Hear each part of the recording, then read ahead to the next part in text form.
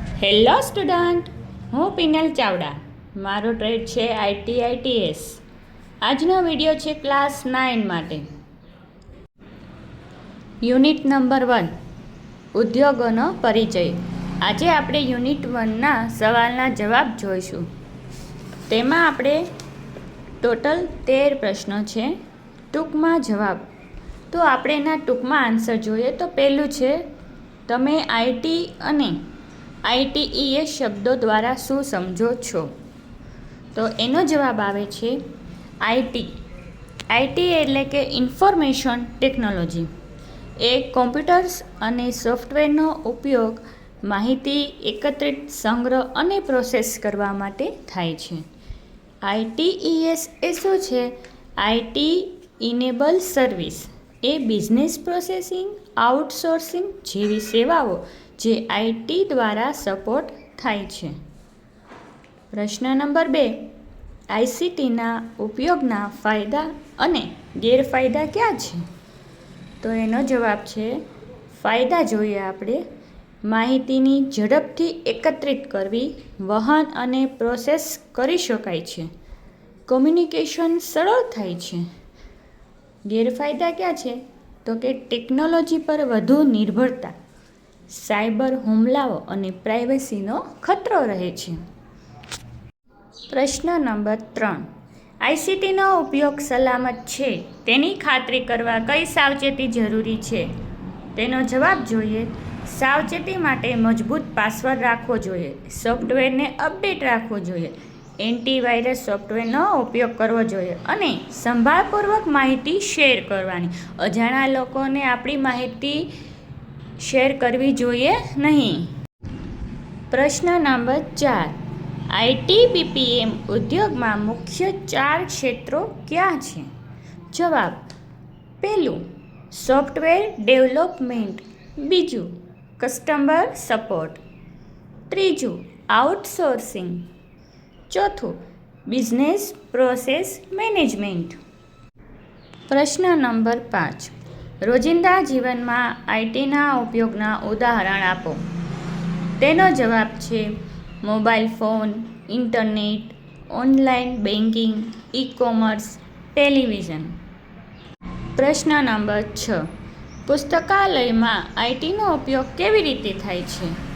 જવાબ, ITના ઉપયોગથી ડિજિટલ શ્રેણી, ઈ-પુસ્તકો, ઓનલાઈન રિસોર્સ અને માહિતી શોધ સરળ થાય છે.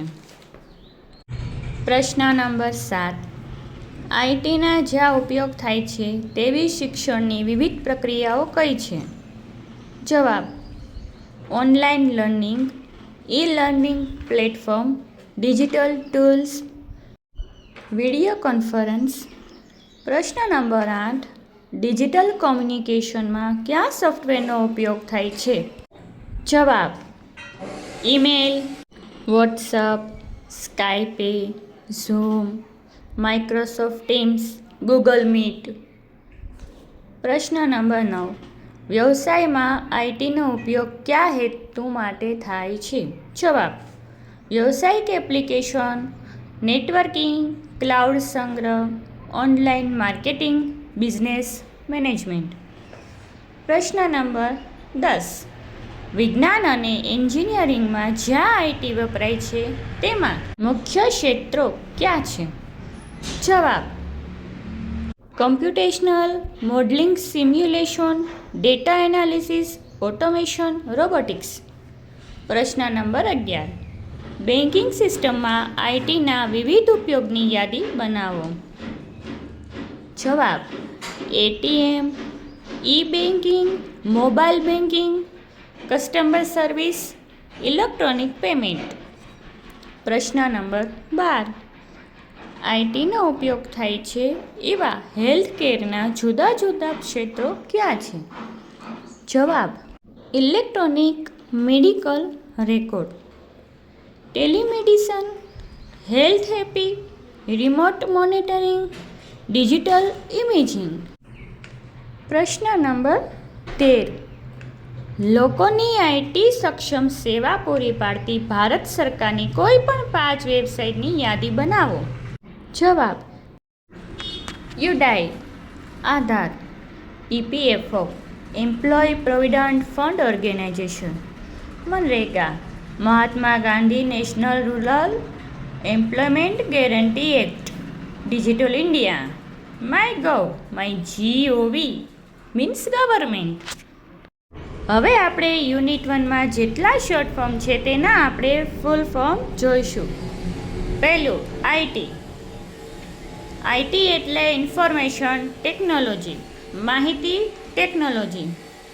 બીજું છે ITES, information technology enable service, માહિતી ટેકનોલોજી સક્ષમ સેવાઓ. ત્રીજું છે BPO, બિઝનેસ પ્રોસેસ આઉટસોર્સિંગ, વ્યવસાય પ્રક્રિયા આઉટસોર્સિંગ. ચોથું છે ICT, ઇન્ફોર્મેશન અને કોમ્યુનિકેશન ટેકનોલોજી, માહિતી અને સંચાર ટેકનોલોજી. પાંચમું છે GDP, ગ્રોસ ડોમેસ્ટિક પ્રોડક્ટ, સ્થૂળ દેશી ઉત્પાદન. છઠ્ઠું છે MNC, મલ્ટીનેશનલ કંપની, બહુરાષ્ટ્રીય કંપની. સાતમું છે ISP, Indian service provider, Indian સેવા પ્રદાતા. આઠમું છે GIC, ગ્લોબલ ઇનહાઉસ સેન્ટર, વૈશ્વિક ઇનહાઉસ કેન્દ્ર. નવમું છે LMS, લર્નિંગ મેનેજમેન્ટ સિસ્ટમ, શિક્ષણ વ્યવસ્થાપન સિસ્ટમ. દસમું છે E-ગવર્નન્સ, ઇલેક્ટ્રોનિક ગવર્નન્સ, ઇલેક્ટ્રોનિક શાસન.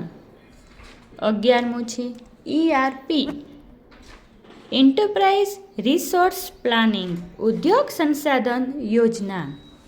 12મું છે NEFT, national electronic fund transfer, રાષ્ટ્રીય ઇલેક્ટ્રોનિક ફંડ ટ્રાન્સફર. 13મું છે RTGS, real time gross settlement, real time gross settlement. ચોથું છે MRI, magnetic resonance imaging, magnetic resonance imaging. 15મું છે CAT, computerise axial tomography, computerise axial tomography. ચાલો ફરી મળીશું. આવજો. Thank you.